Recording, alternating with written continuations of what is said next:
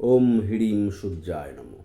বন্ধুরা, আজকের ভিডিওতে আমি আলোচনা করব এক সংখ্যার রেমেডি নিয়ে।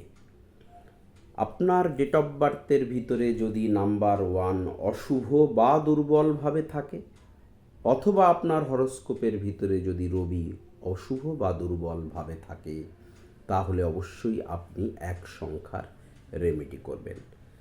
এক সংখ্যা হলো সূর্যদেবের সংখ্যা। আপনার ডেট অফ বার্থ বা হরোস্কোপে যদি নাম্বার 1 বা রবি অত্যন্ত শুভ অবস্থানে না থাকে, তাহলে কিন্তু জীবনে আপনার সাকসেস রেট কমে যাবে।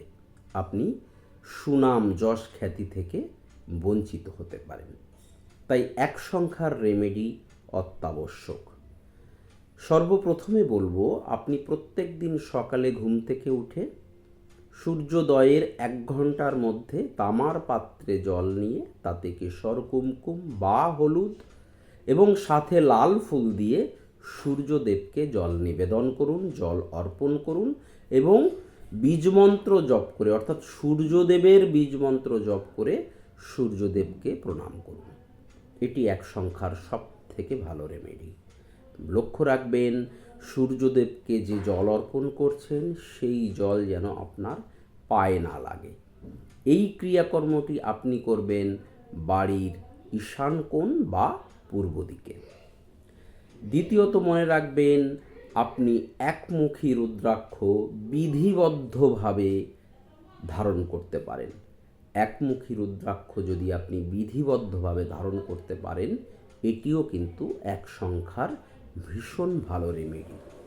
তৃতীয়ত, আপনি আপনার হরোস্কোপ যদি সাপোর্ট করে, অর্থাৎ ভালো কোনো অভিজ্ঞ অ্যাস্ট্রোলজার যদি আপনাকে সাজেস্ট করে রুবি অর্থাৎ চুনি ধারণের জন্য, তাহলে ভালো জ্যোতিষীর সুপরামর্শ অনুযায়ী আপনি ভালো চুনি ধারণ করতে পারেন।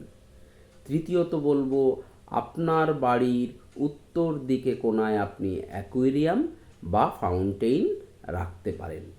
আপনার বাড়ির পূর্ব দিককে আপনি সবসময় পরিষ্কার পরিচ্ছন্ন রাখবেন, যাতে সোলার এনার্জি আপনার বাড়িতে ভীষণ সুন্দরভাবে প্রবেশ করতে পারে।